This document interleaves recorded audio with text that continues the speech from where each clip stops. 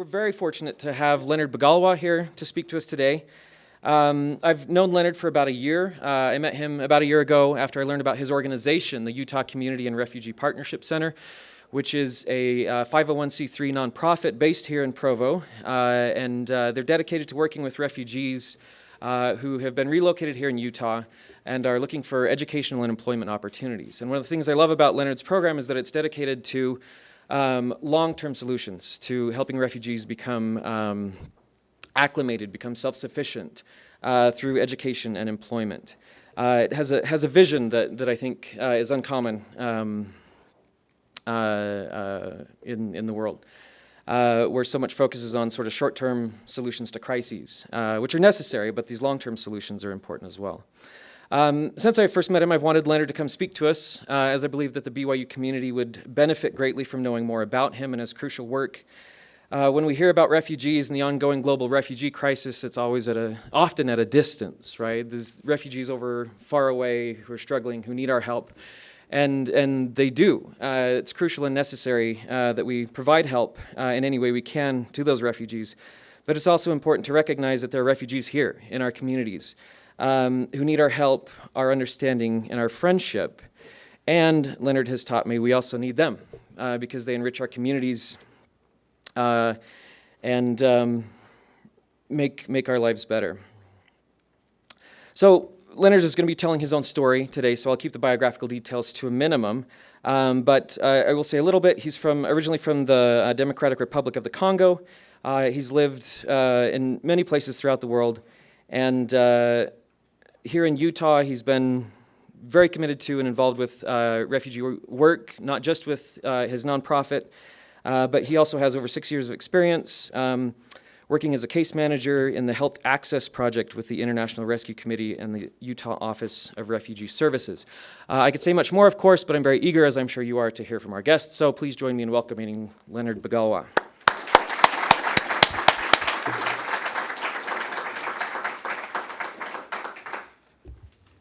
Thank you so much, Peter.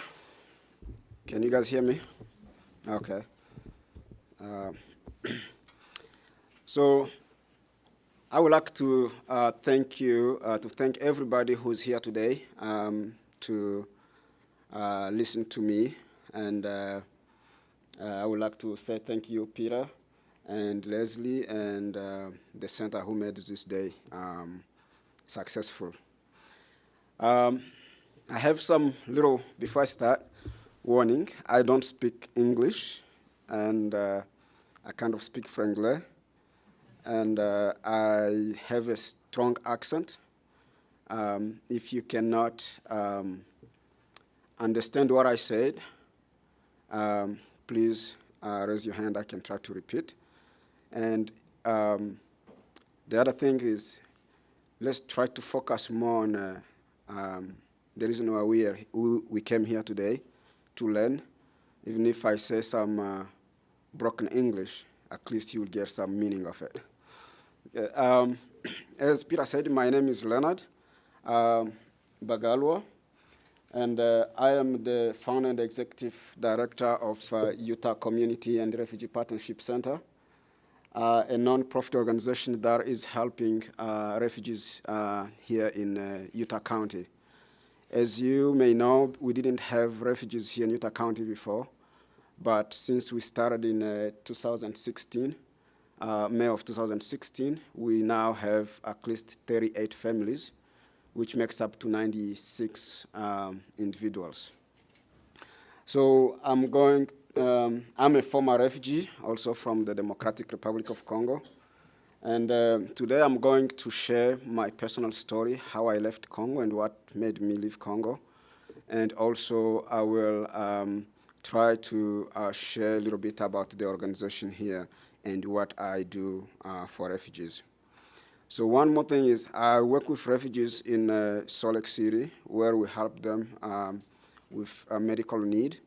I work with an organization called Health Access Project, which partner with all the agencies in Salt Lake City to help refugees with medical need. So that's my full-time job. Okay. So I will tell you a little bit about Congo. So a quick story. So Congo was founded, I believe, by Diego Cao, who was a Portuguese explorer.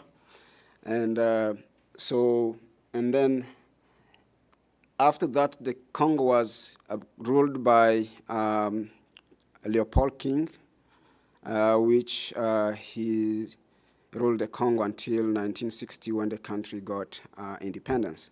So Congo was called before Congo Belgium. And then after the independence, 4 years later, so the country changed to Zaire, where Mobutu Sese Seko took power. And he ruled the country until 1997. So since 1964 up to 1997. So one man. So that's Congo. So we have been under dictatorship for a long time. And then the war, after his departure, the war broke in 1997. And that's the reason why most refugees from Congo are here today. So we're going to talk more about that. So this was me. I just wanted to show that so you can laugh a little bit. So that's me. This actually was my professor of English. Okay, so that was my school. So now I can enjoy this beautiful building, right? So those were my two siblings. We're gonna talk more about them. They passed away. So the war broke up in Congo in 1997, and this was because in 1994 we received refugees from Rwanda, and the government of Rwanda decided to follow them because they believed there were some genocide people who moved to Congo. So and that's how the war came up in 1997. So in 1999. I was 17 years old, so I was taken as a child soldier. And I was taken to a place called Ijwi. Let's see if we can see that place. So it's kind of small to see. It's a small island. It's here, Ijwi. So that's where I was taken. And I stayed over there. We did like 2 months training. So, but because you can see I was very skinny, so it was hard for me to carry those guns and stuff. So I was trained to be a spy. Did I say that word right? A spy, like somebody who like give out information, get information and give it out. So that's how I was trained, and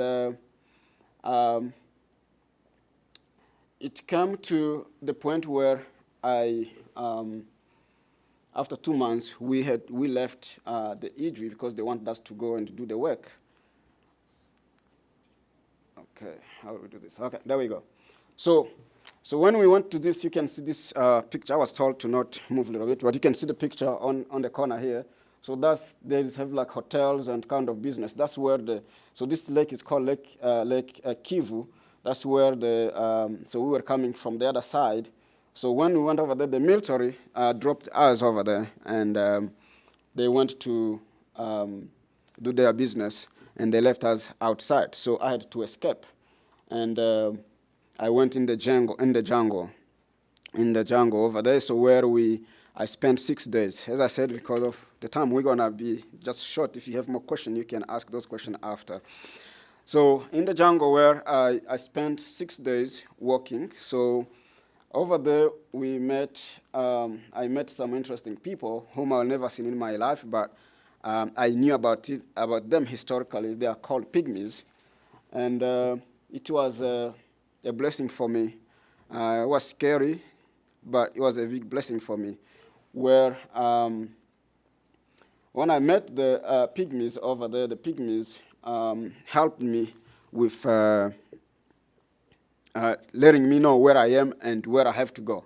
So when I told them about my story, they were really scared, and they were like, if we really keep you here, we might be killed too. But you have to go. So I'm like, I'm really hungry. So they give me food. So they give me some bush meat, which I don't even know what meat was.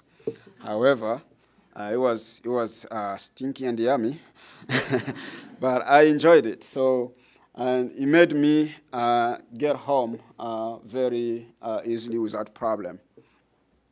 So the pygmies told me that where I was at the time, they said I have 4 days of work. And I have no idea what is that meant, 4 days of work. So for them, 4 days of work, for me actually is more than 4 days. So, and they told me to avoid the road, because if I go to the road, then I will be more, the rebels will come to me and catch me again. So I had to follow the instruction, and and I went to, after 4 days, I arrived to the place where I know. And this is my village anyway. I was born in the small village of Luinja, where there is no electricity, no water, nothing. So this is really my village. There is no doubt. That's my, even if I took those pictures from the internet, but that's my village over there. And so after 6 days, I escaped. So I went to my village. I went home. When I went home, I was sad things, and I'm sorry, I always cry when I talk about this, but I will try today. Sad things is coming home. So before I say that, we were 6 people in my family, and my old brother, he graduated here at BYU, and he went back home to help people too. And Brother Bobby knows much about him, a lot. And so I have 2 sisters, they're still alive. And my brother, who's now working for a Catholic charity, and me, and we left only 4. So when I went here, I want to tell you that before I go there. So when I went here, I went home and knocked to the door. My mom was surprised to see me, but at the same time, it was sad, because these 6 days I was working. So the rebels, they decided to follow me home. Okay, they decided to follow me home, and when they come to my house looking for me because I escaped, they thought I went directly home. So my 2 brothers, my younger one, my older and my younger one, they tried to fight them, like, you killed my brother and you're coming to look for him. And interestingly, at this time, my old brother who left also, we didn't know where he was at the same time, because also he left Congo in 1995 after the Rwanda genocide. And we didn't know where he was at the time. But the message came at the same time. So when my 2 brothers were trying to fight, so they were shot. By being shot, they both died, and my mother didn't want me to stay home. My mother said, no, if you stay here, they will come back and they're gonna shoot all of us. So you have to leave. I told my mom, there's no way. I've gone through a lot, and there's no way I can go. I will die here. My mother said no, she don't want me to die over there. So I'm like, what do we need to do? My mom had said, I don't have money, you can't go to any different place. So my mother took me to a Catholic church. So the Catholic church, over there, the priest said, yeah, we already heard on the news about you, and you cannot stay here. So they take me to a different city called Uvira, and they put me in the boat, and they paid the boat until I reached Zambia. So when I reached Zambia, so there is nothing to do in Zambia. So in Zambia, over there, I said, okay, well, I heard that in Tanzania, life is better than the refugee camp. So we went to Tanzania. To go to the refugee camp, you have to go register in town in the Dar es Salaam. And when we went to Dar es Salaam, things came in my mind, like, because it's hot in Dar es Salaam, and where I come from is not that really hot. It's not like Kinshasa where he, Brother Seth lived. I mean, Bobby lived. So, so when I saw how hot it was, I'm like, I cannot stay here. So I asked people where else refugees are. So they told me I need to go to Malawi. In Malawi, I took the bus because at the time, the driver thought that Congolese people have money. So they thought I had money. So when we went at the border, and we didn't, no passport, nothing. So when we went at the border, the driver just dropped us over there in the bush somewhere because we were about 4 people from Congo. And so when he dropped us up over there at the border of Malawi and Tanzania, so the things become interesting. So we didn't know what was really going on. So one of the guys we were with, he's like, well, we need to get out of here and move to the bush so that people won't be seeing us, so otherwise we don't know what's going to happen to us here. And we went over there, was like about 8 a.m.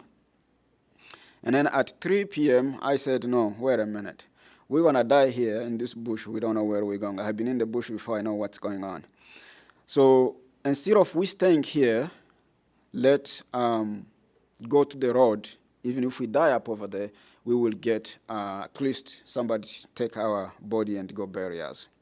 Than being here and the animals will eat our body. So my friends, they accepted to follow me, and we had to go to the road. Interestingly, and this is how the Lord works, is we just go over there like a minute later, we saw one car pull up by us, and with a guy with a long jacket, and in my mind, I'm like, well, if it's not death, that means we're going to get out of here. So the guy pulled up, was like, come here. So we went close to the car, and then he's like, he's talking in Swahili. Tanzania Swahili is different from Congo Swahili, which is more pure Tanzania than Congo one, because we mix with French. He talked to us, and then we replied, and he automatically knew that we were from Congo. And then he's like, okay, so what's the problem you guys have here? We told him, like, the problem is we were supposed to go to Malawi refugee camp, but the driver left us here, and all our belongings, they took everything. And the guy, he just said in Swahili, ndugu zangu wa Tanzania, means that poor my brothers Tanzanians. That's what he said. And he's like, okay, so I'm going to Malawi. I can take you over there. So he gave us some jacket because it was cold. And so he took us to Malawi. He just dropped us to Malawi refugee camp because he knew where he was. And this guy, he was a pastor. And I always regret why we didn't even take his number at the time. So, but we don't know now where he is. So anyway, he did good anyway. That's why doing good is always important in our lives. So we, in a refugee camp in Malawi, let's see where I am. Oh, there we go. So I already passed all that.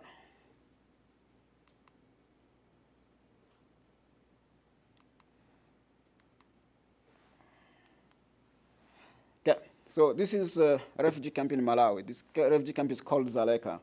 So that's where we lived. And they put us in the house, one small house over there called South Africa. That's the name of the house they put us in. They said, most people from my area, they live in that house, and then they end by going to South Africa. So, so that house they put us in, we were about 24 people in like cut this room in half like this. No blanket, nothing, only on the cement. So over there, we stayed over there. Life wasn't great. But at the same time, we know we're still alive. So when we talk about refugee camp, we talk about, we think it's just house, heat house or plastic or whatever it is, but a refugee camp is not that way it is. Some refugee camps are good, but here, how we were fed here was, you bring your hand with a hot corn, like the corn and beans, they just pour on your hand. That's how we were fed over here. So the bigger your hand is, the more you get, and the more you get full. So it was, life wasn't good. I hope things changed since when we left over there. So we stayed over there for almost 3 years. And after the camp was too full, so I was among the lucky people. And at the time, I don't know where my brother is, my old brother. So because of the camp was too big up over there, so people, so they had to take us to Zimbabwe, Tongogara refugee camp. In Zimbabwe, refugee camp was great. We had a bed, we had a mattress on the bed, blankets. It was great. So it was really a nice place to be. So, and we had a voucher. We can go do shopping on our own food and stuff like that. Things was really good in Zimbabwe at the time. So I stayed up over there in Zimbabwe. So I was going, so because how we survive over there, when they give us the voucher, we go to the refugee, we go shop so we can sell our food because we had enough food. And we save money. So we didn't get money, but we saved money by selling our own food. So I ended up saving money where I was allowed to be going to South Africa and buy some food, some clothes, and come sell them. South Africa, Zimbabwe, South Africa, and also what the other country? Oh, I forgot the other country. Sorry. So anyway, so we were going to buy things they need in Zimbabwe, clothes, and we come and sell, and that's how we survived in Zimbabwe. And if you know the history of Zimbabwe, you know what happened in 2001. So 1999 to 2001, so life wasn't great after that, after the political issue changed over there. So, but we stayed up over there in that time, and then I was lucky the time I knew that actually my brother is now in America. So my brother, he joined the church in South Africa, and at the time, and the stake president was from here in Utah. So when he moved with my brother, and that's how my brother ended by coming to BYU here. He went to BYU Hawaii and BYU Provo. So, and that's how I end also by coming to the United States. So that's my story.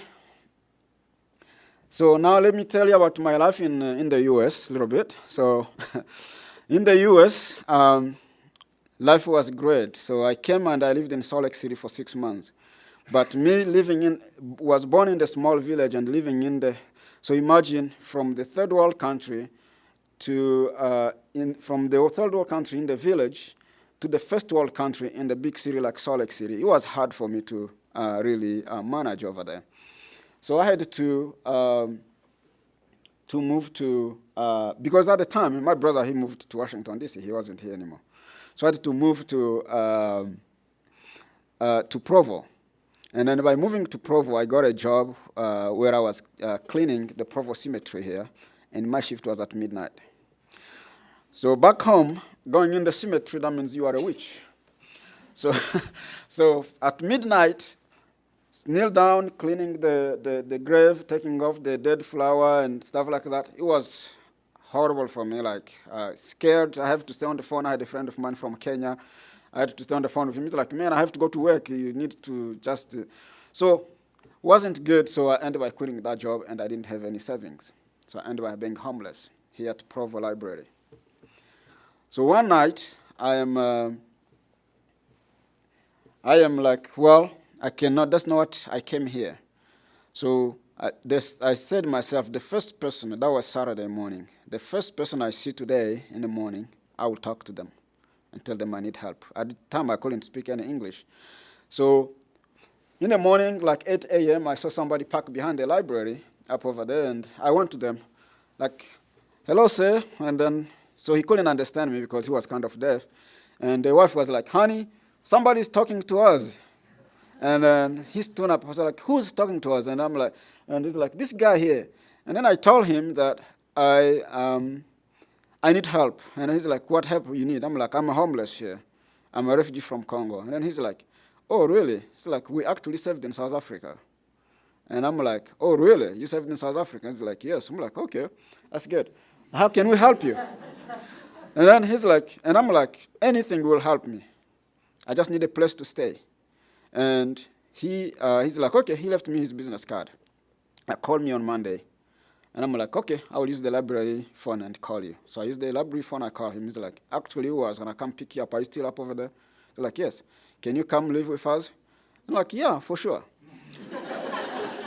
So I went to his house in South Jordan. His name is Douglas Day. He's a cousin of the Day, the Ford, Henry Day Ford. So I lived with them for 1 year. And that's how I joined the church. So I lived with them for 1 year.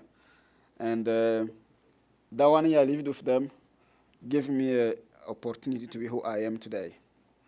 So after they were asking me, like I was following them to go in the farm and work for them, and that's how I learned how to milk cows. I know how to milk cows. If you have cows, you can invite me. So I learned how to milk cows over there. So when I told him, like, I cannot continue doing this, I need to go to school. He's like, I thought you said you never finished high school. I'm like, yeah, I never finished high school, but I want to go to school.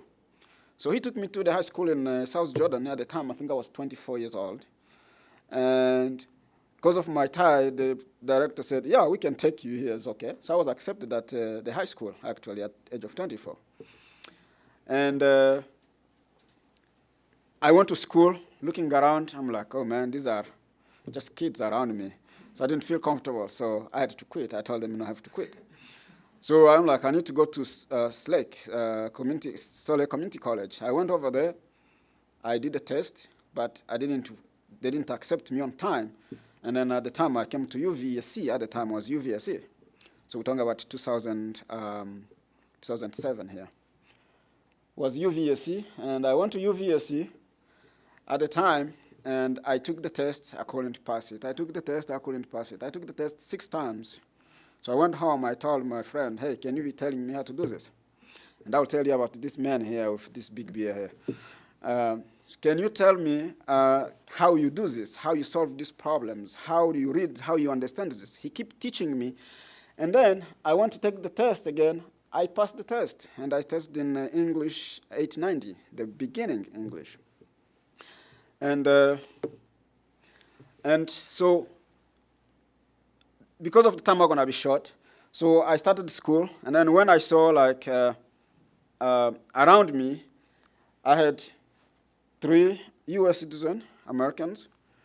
Here we had 2 Brazilians and some Hispanic. And I'm like, if I'm taking English with an American, so why should I feel shame? So I started taking classes at UVU, and the math was hard for me. I had to take math 950, like 3 times. And then I went to see this man. Actually, can you stand up, Robert? So I went to see this man. He was a teacher of math at UVU, and he was also an advisor. So I spoke to him. I'm like, this is my problem. I don't know what I need to do here.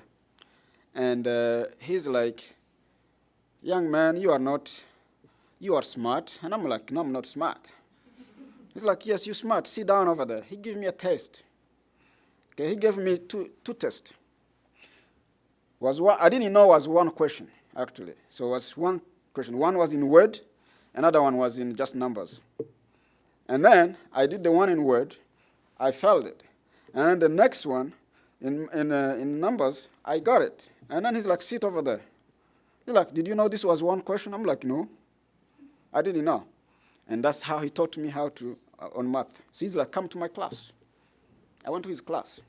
I took his class. I passed with B minus. Okay, I went to 990. I passed with B minus. 1010, I passed with A minus. 1050, I passed with B minus. And I'm good in math as of now. I can tell. I can claim that because of that man over there. So anyway, I graduated in 2011 at UVU. And that's the time I decided I'm gonna go back to help my fellow men in Salt Lake City with refugees. So since I've been working in Salt Lake City, I found out the refugees' need is not to give them. Because you can see somebody who's been here 5 years, but is still in this type of circle. And this circle is not that they are not smart, but it's because of our system in the United States is big. And as the system is big, plus these people who have the refugee experience with trauma and whatever happened to them over there, and so it's hard for them to really move on. So I kind of, the 5 years I've been doing crisis management, I kind of think like, okay, what really refugees need? I kind of found out that most refugees, they need financial assistance, but however, all they need is more educational services. They get case management in Salt Lake City for at least 8 to 2 years, okay, through CCS, which is Catholic Community Services, IRC, and AAU, and there's some other small organizations. However, after they receive all the assistance over there, they still don't have professional background. So, and all the jobs they get sometimes is in the manufacturing and stuff like that. So they don't have, and most of them refugees work at the Humanitarian Service Center in Salt Lake City, where they make $7.25. And most of these refugees are more have like large family. So it's hard for them to survive. So I'm like, okay, so what can we do to really help? I'm like, I don't think I have an answer for old folks, but I think I have an answer for young men like me, young men and women like me. So what do we need to do? So in my mind, I'm like, okay, I don't really know what we need to do here to help them. So I came up with something called MEET, MEET. So, and so means motivate, empower, educate, and transform lives. And so how are we going to do this? So in Salt Lake City, we have school over there, but all schools are closed. How am I doing on time? About 5 minutes. Okay. So in Salt Lake City, we have all schools, but however, with refugees to get into is hard for them because it's not open enrollment. So we have here in Utah County, we are blessed. We have Utah Valley University, which is open enrollment. You can start over there, and if you're going to transfer to BYU or anywhere else, you can do that. But at least you get into the system of high education. So, and that's where that comes from. That's where Utah Community and Refugee Partnership Center came in. So let me tell you a little bit about the organization. Oh, do we know about who's a refugee? So anyway, before we go to the organization, let me do that. So a refugee is a person forced to flee his or her country and is unable to return due to persecution based on religion, race, nationality, and political opinion or membership in the particular social group. So that's the refugee. So that's the difference between a refugee and an immigrant. Okay, that's the difference. So an immigrant is somebody who came here to look for life or came here for something else, okay? The family brought them here and stuff like that. Those are immigrant people. So we have this video here, but it's talking more about refugees. It's 4 minutes. Well, I have only like 3 minutes left, so we can't look into that right now. But I'm going to talk to you a little bit about how refugee gets here. And I like talking about this because I'm an advocate, so that's why I like talking about this. So these are the agencies, the government agencies that are involved into like refugee screening. So it takes up to 36 months before they can get one refugee here. So that's how it works. And this is not because, so in the refugee camp itself where they get you from, there is more other things involving. Before you get to the list so you can be screened is another process and corruption. So, but once you get to this one, you have 36 months to come to the United States or to go to Australia, Canada, or United Kingdom. So those are the country they resettle, the third resettlement countries. So we have about 65,000 million displaced in the world, refugees in the world. So in Utah, we have about 60,000 refugees. But this number starts from the Vietnam War up to now. So I don't think they have current number yet. We haven't seen any number yet. But that's where we are. And these refugees are come from 20 different countries. So in Utah, every year, they resettle up to 1,100 refugees in the United States, in Utah only. And this is because we are blessed in Utah, we have 2 resettlement agencies. So we are the only people out of 9 resettlement agencies in all United States. So those are the number we get here each year, but the number was cut for the new administration to 45,000 instead of 60,000. So now is more, no, to 40 from 70. The number they were accepting in the United States was 75,000. Now they are accepting only 45,000 refugees whole United States. So it means in Utah we're gonna get at least about 800 or 600 to 800 refugees. I might be wrong on that numbers, but I think that's where it is. So this is who we are. We are Utah Community and Refugee Partnership Center, and we are devoted to inspire and enlighten refugees in Utah County. So this is our mission: inspire and empower refugees become self-sufficient, offering program services that addresses refugees' critical needs. Okay, so how do we help refugees here in Utah County? So we're focusing more on this main area, so housing, employment, education, healthcare, immigration, and cultural integration and advocacy. So how the housing works is because we have problem of housing in Utah, so I'm not gonna go into details, but we have like a network of people who are willing to help, to donate money to subsidize refugees housing for at least 6 months. So that's how the program works. So the employment, so we train refugees how to get a job and how to and how to keep the job. And also we talk to organizations that are willing to hire refugees to just get them and give them a good job. Like we partner with New Skin, we partner with Ballard Manufacturing Company, Spherion, and more and more. So those are the company we are partnering with.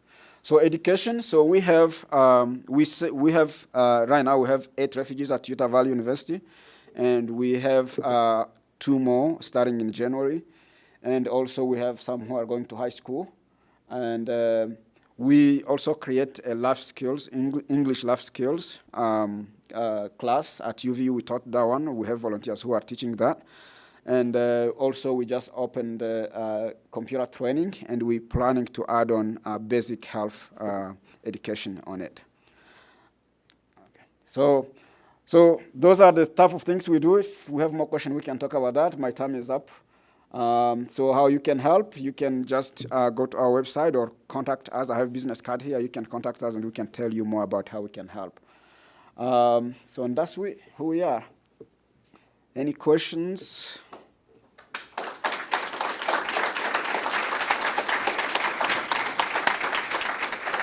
Yeah, we'll have to stay here.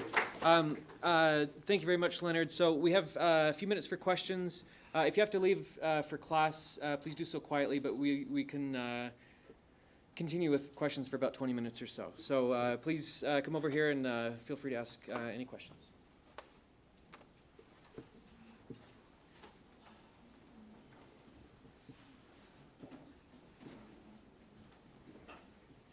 Yeah, over by the mic.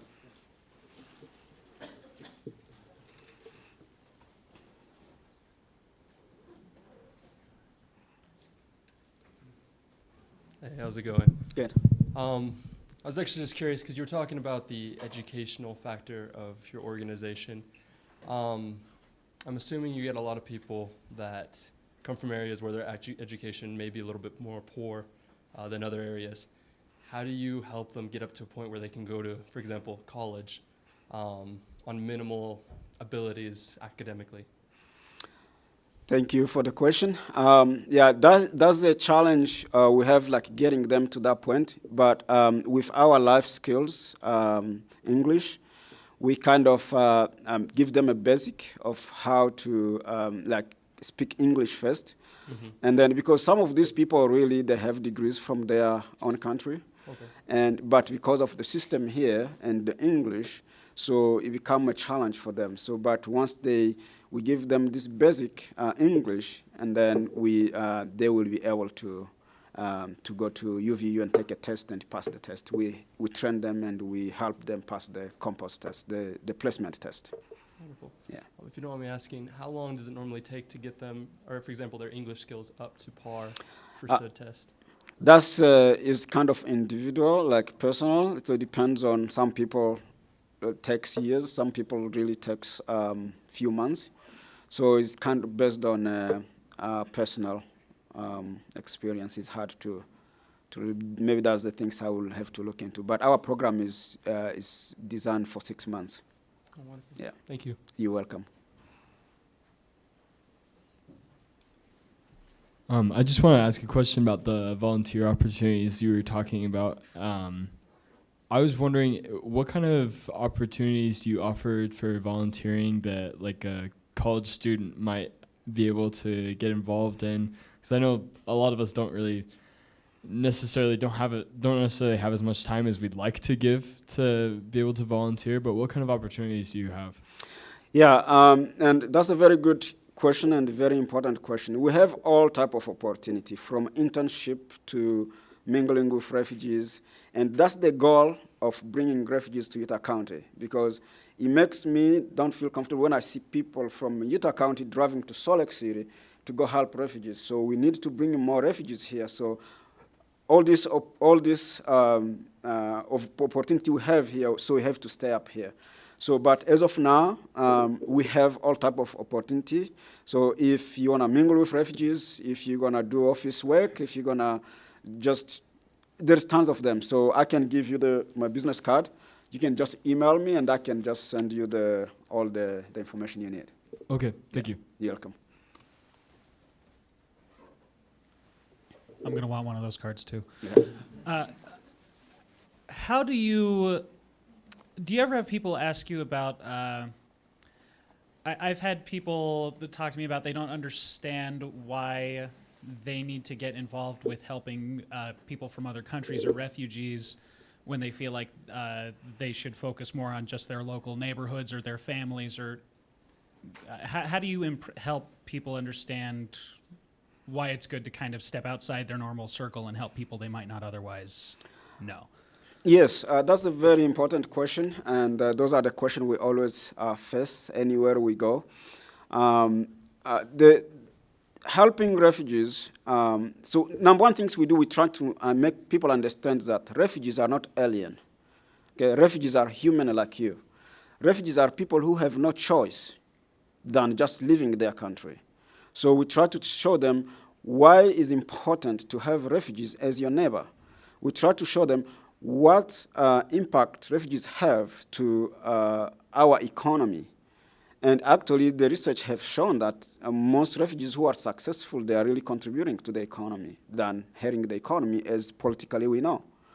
So we have refugees who have opened businesses. We have refugees who have like good jobs, high educations. The refugees who are working in the hospital. So we try to bring all the positive about refugees.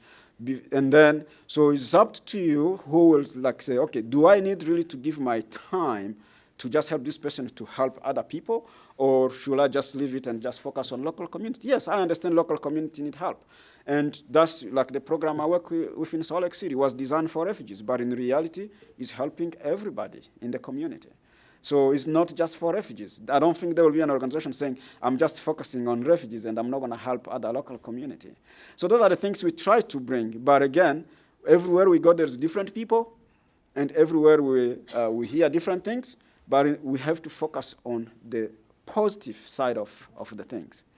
Yeah, like as of now, most refugees are criminals. But in reality, that's not what it is. Okay? So that's how it is. So, All right, thanks. you're welcome. Yeah. So I can probably put all this somewhere over there. Sit down over there. Whoever need it. Yeah. Tunashukuru Bwana. Asante sana. Asante sana. Most of the refugees here in Utah County, which countries do they originate from? Very good question, yes. So I receive that question everywhere I go. So most refugees here are coming from Africa. So we only have one family of three. So wife, husband, and a child. From Buruma, that's the only one family we have. But most of them are from Rwanda, Congo, Burundi, some from Uganda, and Somalia. That's the people we have so far. Cool. Yes. Thank you. Speak Swahili, so I can see. Yeah. And all of them speak Swahili, so you can speak Swahili with them, yeah. So, yeah. Hi.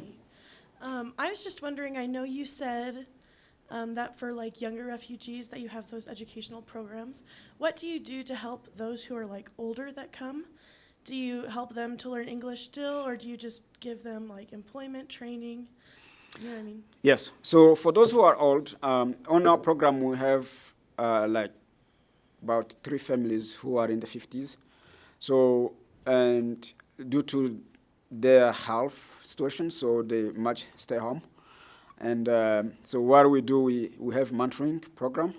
So where we send people to their house and kind of help them, take them around, shopping, teach them how to shop and stuff like that.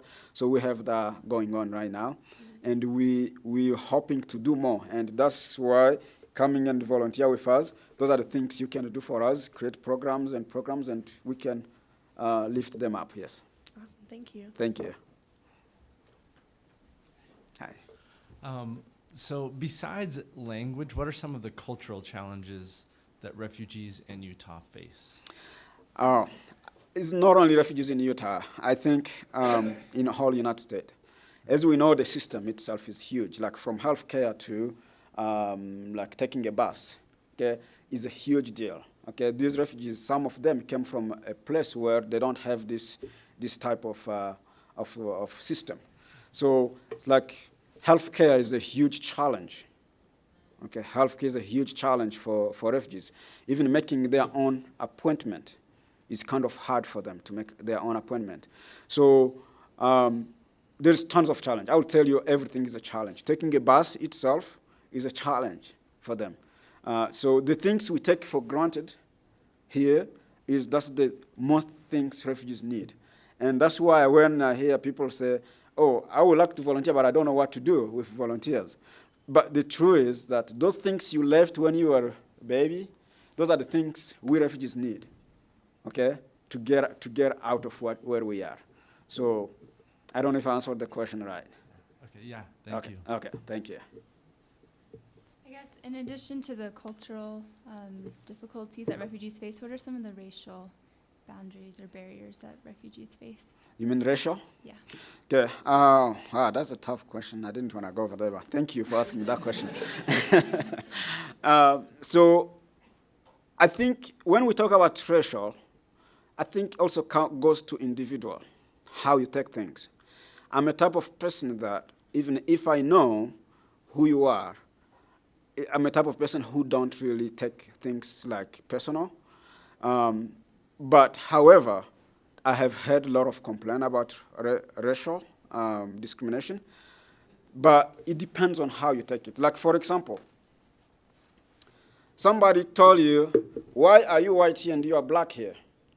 And they tell you because you are a descendant of Ken. What does that mean? That's an example of race. But in reality, do I take that myself? No. One thing I know is that from refugee to U.S. citizen, we are all human. And people who think they don't like that type of people or that type of people, those people are close-minded. And everywhere you go, United States, Europe, Africa, you will see always close-minded people. And those people shouldn't take our time. I think we should focus more on positive things and just move on. But I'm not denying that those racial things don't exist. It does. But however, It depends how you take it yourself. And it's a tough situation for me to talk about because anytime people discriminate against me, I take as who they are. I say, that's Peter, it's okay. I am Leonard, simple as it is. Okay, that's me how I take that because I'm not going to fight back. I just need to take it and say, I hope one day you'll be more educated. Yeah. Thank you. You're welcome. Thank you. We can talk more about that later on. Yeah. Mm-hmm. Yeah, you spoke a little bit about the kind of an education gap that happens when a refugee comes to the United States and how you can do that. But there's also kind of a technology gap as well. So like when you're going to look for a job or like at school or something like that, having a cell phone or a computer is really important. Like how can they overcome that when they're just starting off with nothing really? Thank you so much for that question. Yes, I will give you an example. We used to apply jobs for refugees like cleaning jobs at Intermountain. And we apply online, but the application, we never hear back. We're gonna keep calling, we never hear back. So because refugees don't have experience. First of all, those people have been here less than 5 years. So, and most jobs, sometimes they are looking for 3 and 5 years experience. So they don't have that experience. So the computer automatically kick their application away. So without even reaching somebody. So how we deal with that? That exists, is everywhere. But how we deal with it is we go talk to the hiring managers. Like, okay, we have refugees. This is what refugees can do for you. This is what refugees, and once refugees receive the job, they don't lose it because they live paycheck to paycheck. So they are not going to fight, I need this much money. But whatever you pay them, they will take it. And they keep their job. And that have been working a lot, and companies are happy, and we are happy. We are receiving more phone calls. We need more people, and we need more people. But yes, the technology is a huge challenge. But what we have been doing is we've been doing training for refugees. We do like from resume to before interview and after interview follow-up with them.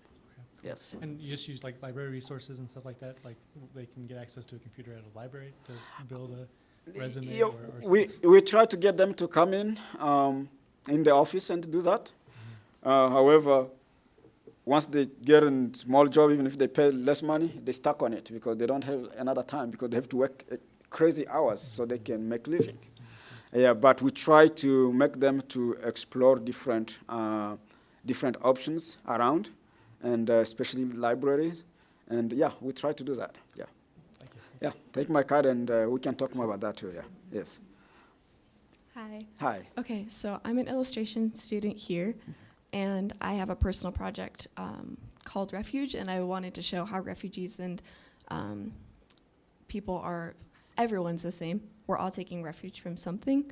So I was just wondering if your organization would be interested in that, because I was gonna draw some people and then just draw everyone and have little blurbs. I know this is kind of like not really a question to ask in front of everyone, but. Yep. We are very open to anything. Okay. Okay, we are very open. Okay, and the only thing when I see people come like that is most refugees, if you wanna do an interview with them, you will do that, whatever you wanna do with any program, but refugees don't like exposing their personal information on social media and stuff like that. So it will be 1 out of 10 who will accept you to do that. And that has been a challenge we're trying to work on, but you're welcome to come to the office and we can talk more about it. Okay, yeah. Yes. I just wanted pictures, not, because I've found as I've been working with other people that's really hard. Is possible here in Utah County or Sole County is possible. So just come and let's talk about it. Okay, cool. Okay? Take my business card, yeah. My sister goes to a high school in Salt Lake, and she tutors a lot of refugees at the high school. And I was just wondering if there's like certain high schools that are more willing to take refugees, or if you just send them to whatever high school they live closest to, or how you go about doing that. No, in Salt Lake City High School, in Salt Lake City really county, like things are really good. Like it's very structured for refugees, very well. So you can go to any high school you want to while you live in Salt Lake County, And I don't know much if there's any restriction, but I have people who, I never had any complaint of like, oh, the high school. And they have something they call international charter, which is equivalent to high school.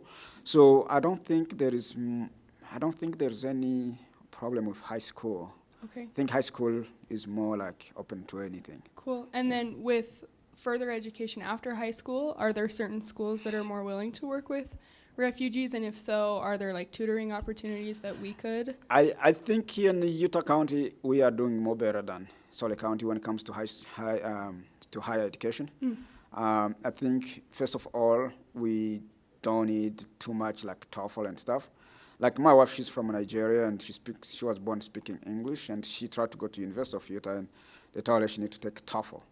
And she already finished her English 10 at UVU, but they still want her to take TOEFL. And to me, it was kind of interesting to hear that. But again, there is always something like tutoring, like those high school kids, for example, those people who are going to school, to UVU. Like I just had a complaint, somebody don't know how to navigate Utah Valley University website, how to submit the homework and stuff like that. Yeah, so those are the type of things we need people for sure. Yeah, yeah. Okay, I think we should probably wrap up. If you have additional questions, we'll be lingering here for a few minutes, so feel free to come meet Leonard, talk to him, and look into the organization. They're doing amazing work, as you can tell. So let's thank Leonard once again.